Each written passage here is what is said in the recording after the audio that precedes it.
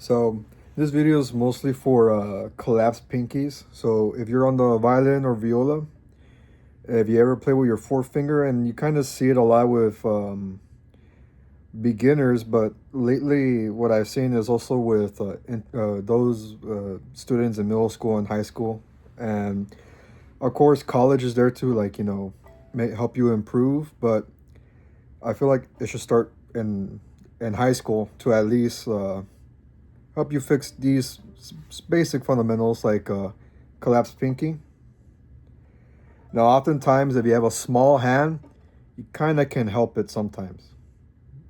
But if you have a hand that kind of fits the violin, uh, which I guess doesn't really make sense the way I said it because every hand kind of fits the violin.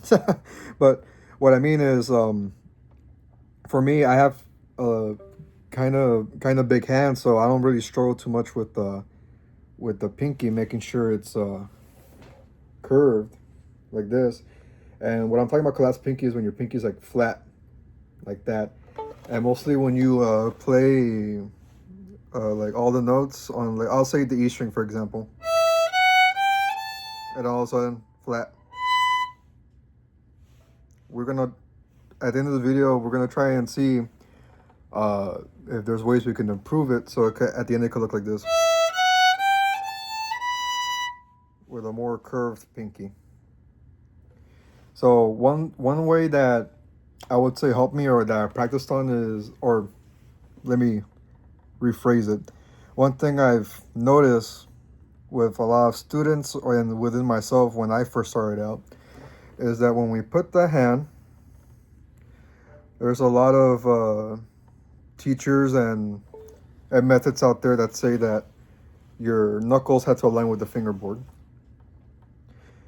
Another thing that they don't tell you besides that is this part of your hand right here, you want to make sure that it's kind of close to the fingerboard. Like, you see that little gap right there?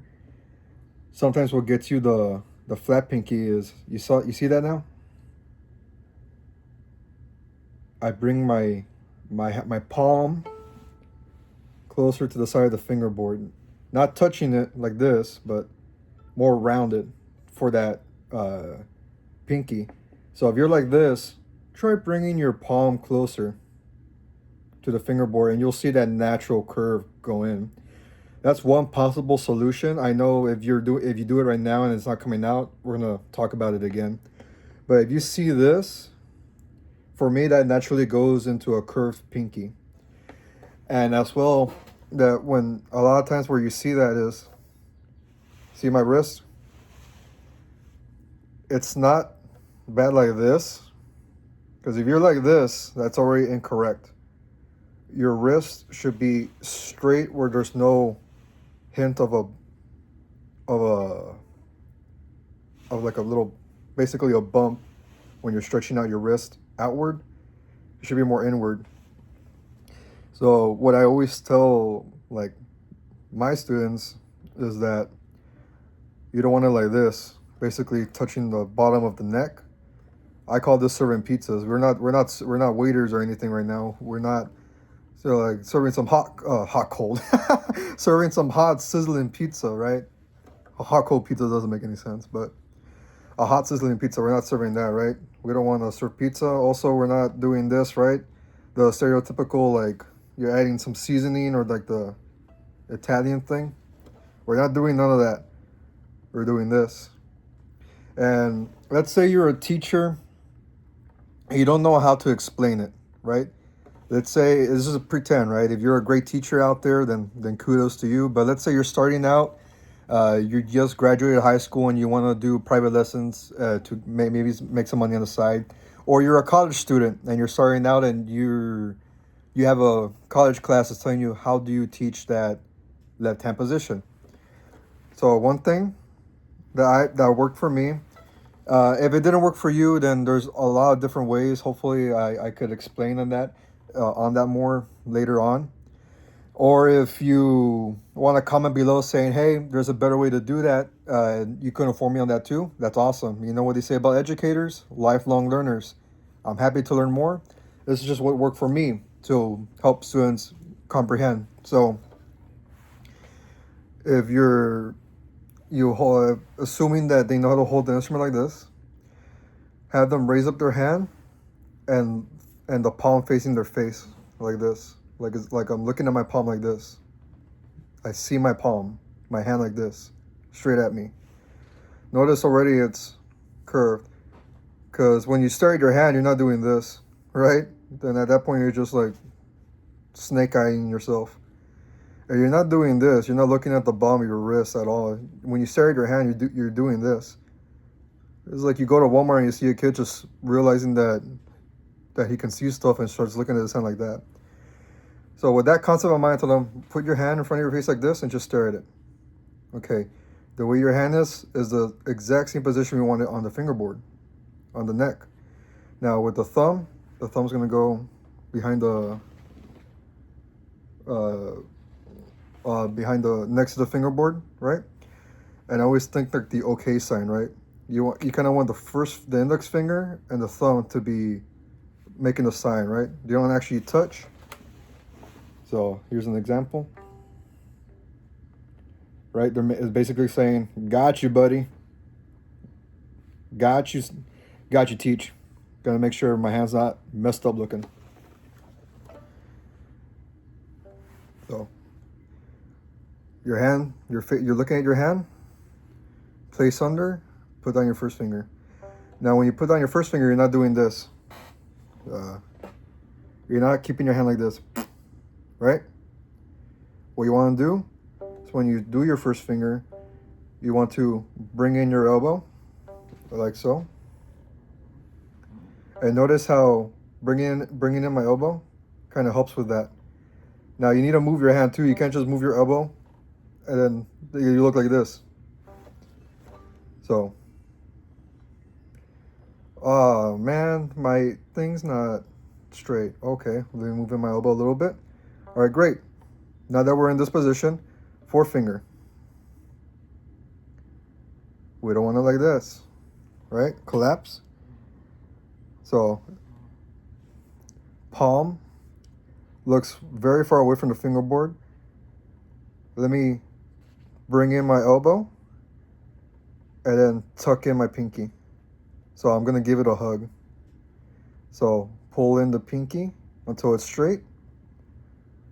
And the problem I'll tell you that a lot of students will have, or maybe you might have, is that when you spend a long time playing like this on any string, when you start fixing it, you're gonna get flat automatically. And it's natural, it's normal, because you're trying to fix a habit, right? Because I remember I had a hard time trying to fix this pinky, and then these little ways kind of help me understand that. So let me bring that pinky in, and did you see that? Naturally, my hand, my palm right here, got closer to the fingerboard. Not on the fingerboard. We don't want this. It just got closer to the point where it can curve. So to avoid, and also the reason why it gets flat is because, let's say you haven't exercised like me. I haven't exercised in a while, and you decide to jog. And I'm not saying the story because it happened to me recently. Okay, it did. I started jogging and I pulled something, right? And then it wasn't a pleasant feeling, I'll tell you that much. So you have to stretch. You have to practice this. So I recommend when you finally get your pinky curved, you're going to end up in the flat area. So might as well bring your pinky closer to the third finger and start practicing stretching. These are stretches, right? You're stretching. You don't even play. Don't even play. Do this in I call it guitar position, where you just do this in a guitar. You're holding your instrument like a guitar, and just practice that. You're stretching that pinky. You're stretching the muscle. You're stretching the ligaments. Whatever you're stretching, you're preparing your pinky to when it curves to reach that note. Because you've been practicing like this for so long that when you curve your pinky, you're gonna naturally go flat. So these are like little little ways that might help you fix that collapsed pinky. Now, there's other ways that if you guys want, and or if you guys want me to make another video on it, just comment down below. Or I'm working with what I got here. All right, I just got my phone for my camera, because I think this is important, making it for my students, and like, you know what, why not, let's make it for everyone else. So if you want to see different angles of it, I'll do my best to make another video. Or like I said, any educators out there, you want to add your own little experience or own little method, go for it. I appreciate it. And maybe I'll learn something new and it'll help me too. Remember, so we're all learning here. We're all educating. We all want to teach our students more effectively and better. So yeah, just let me know what you think. If it helped you, if you have anything that might, improve it, add on it, or, just your experience, and just let me know. Thank you for watching.